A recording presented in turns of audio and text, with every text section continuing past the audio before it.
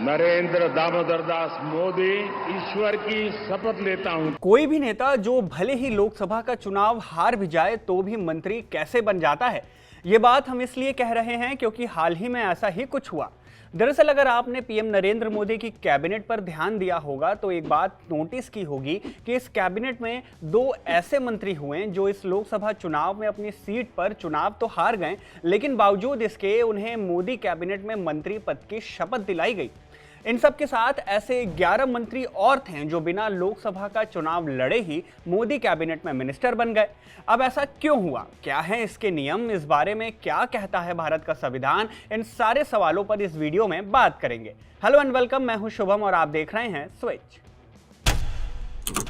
9 जून की शाम पीएम नरेंद्र मोदी के साथ कुल 71 पॉलिटिशियंस ने मोदी कैबिनेट 3.0 में मंत्री पद की शपथ ली। इन 71 पॉलिटिशियंस में से 69 तो ऐसे एमपी रहे, मतलब सांसद हैं, जो कि राज्यसभा या लोकसभा के चुनाव के जरिए सांसद बनकर आए, लेकिन 2 ऐसे भी पॉलिटिशियन रहे जो सांसद तो नहीं बन पाए लेकिन मंत्री पद की शपथ जरूर ली। अब यहाँ आपका पहला सवाल आता है कि ये दोनों कौन हैं, इसके अलावा वो 11 सांसद और कौन हैं जो बिना लोकसभा का चुनाव लड़े ही मंत्री बन गए। अब पहले बात उनकी कर लेते हैं जो चुनाव हार कर भी मंत्री बन गए। देखिए, बिना चुनाव में जीते मंत्री बनने वाले पहले नेता हैं पंजाब के लुधियाना लोकसभा सीट से बीजेपी के नेता रवनीत सिंह बिट्टू। बीजेपी के बिट्टू को इस साल चुनाव में कांग्रेस के अमरिंदर सिंह ने लगभग 21,000 वोटों से हरा दिया। 3 बार से कांग्रेस सांसद रह चुके रवनीत सिंह बिट्टू पहली बार 2009 में आनंदपुर साहिब से लोकसभा का चुनाव जीते थे। इसके बाद 2014 और 2019 में लुधियाना सीट से जीते, लेकिन हाल ही में हुए लोकसभा चुनाव यानी 2024 वाले इस चुनाव से कुछ समय पहले ही बिट्टू कांग्रेस छोड़कर बीजेपी में शामिल हो गए। लेकिन चुनाव में पंजाब कांग्रेस प्रमुख अमरिंदर सिंह राजा वारिंग से वो चुनाव हार गए। बिट्टू ने 5 शहरी क्षेत्रों में बढ़त हासिल की, लेकिन बीजेपी के खिलाफ किसानों के विरोध की वजह से ग्रामीण इलाकों में उन्हें हार का सामना करना पड़ा। खैर, हार के बाद भी बिट्टू को मोदी कैबिनेट 3.0 में मंत्री पद दे दिया गया।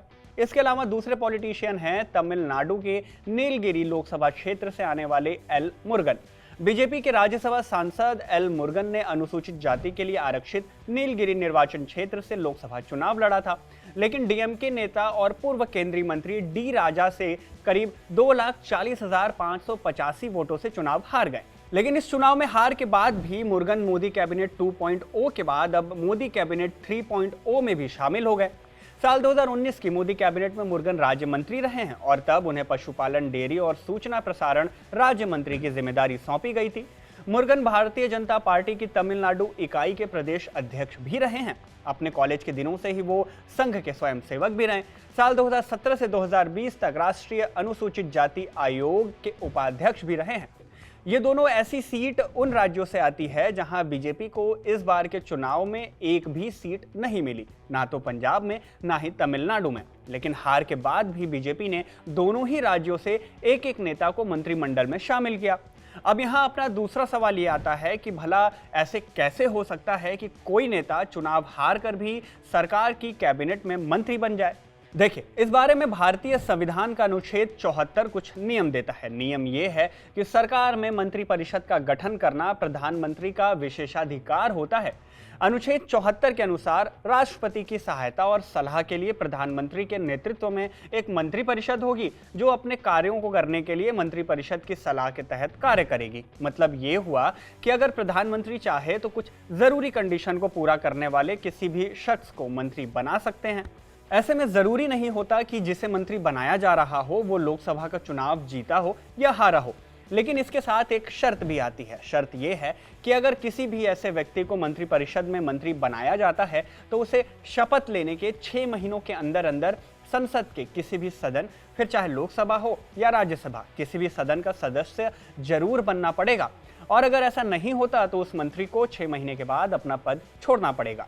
अब आसान भाषा में अगर कहा जाए तो कोई भी नेता जो लोकसभा का चुनाव हार भी गया हो या चुनाव लड़ा भी ना हो, उसे मंत्री बनाया जा सकता है, लेकिन उसे 6 महीने के अंदर अंदर संसद की सदस्यता लेनी होगी। अब इसके भी दो रास्ते हैं, या तो किसी लोकसभा सीट पर बाईपोल हो या फिर उसे राज्यसभा के सांसद के तौर पर सदन की सदस्यता दिलाई जाए। अब ऐसा भी नहीं कि देश में ऐसा होता ही नहीं है। दरअसल हमारे देश में संसद लोकसभा और राज्यसभा से मिलकर बनती है। अगर मंत्री लोकसभा का चुनाव नहीं लड़े हैं या लड़े हैं और हार गए हैं, लेकिन वो राज्यसभा के सदस्य बन जाते हैं, तो वो मंत्री बने रह सकते हैं। उनका लोकसभा का सदस्य होना जरूरी नहीं है। और ऐसा देखा भी गया है कि ऐसे कई मंत्री हुए हैं कैबिनेट में जो लोकसभा से नहीं बल्कि राज्यसभा से सदस्य यानी सांसद रहे हैं। इस नियम से एक और बात साफ होती है कि कैबिनेट मिनिस्टर बनने के लिए लोकसभा का चुनाव लड़ना जरूरी नहीं है। और यही कारण है कि इस बार के मोदी कैबिनेट में इन दोनों नेताओं के अलावा अश्विनी वैष्णव, निर्मला सीतारमण, एस जयशंकर, जेपी नड्डा जैसे कुल 11 ऐसे मंत्री भी हुए जो बिना लोकसभा का चुनाव लड़े ही राज्यसभा के रास्ते मोदी के मंत्रिमंडल में कैबिनेट मिनिस्टर बन गए। तो कुछ इस तरह से बिना लोकसभा का चुनाव लड़े या लोकसभा का चुनाव लड़े और हार भी गए तो भी राज्यसभा के जरिए कोई भी नेता सांसद बनने से पहले ही मंत्रिमंडल का सदस्य बन सकता है। खैर, अब देखने वाली बात यह होगी कि एल मुरुगन तो पहले से ही राज्यसभा के सांसद रहे हैं, लेकिन अब बिट्टू को 6 महीने के अंदर कहां से और कैसे संसद की सदस्यता दिलाई जाती है ताकि वो अपने मंत्री पद को बरकरार रखे। खैर, इस पूरे मामले पर आपका क्या सोचना है? आपके मन में जो भी विचार आ रहे हैं कमेंट बॉक्स में आकर आप लिख सकते हैं। इस वीडियो में दी गई जानकारी आपको कैसी लगी ये भी आप कमेंट बॉक्स में जरूर बताइएगा। वीडियो अगर पसंद आई हो तो इसे लाइक कर दीजिएगा, शेयर कर दीजिएगा और स्विच को सब्सक्राइब जरूर कर लीजिएगा।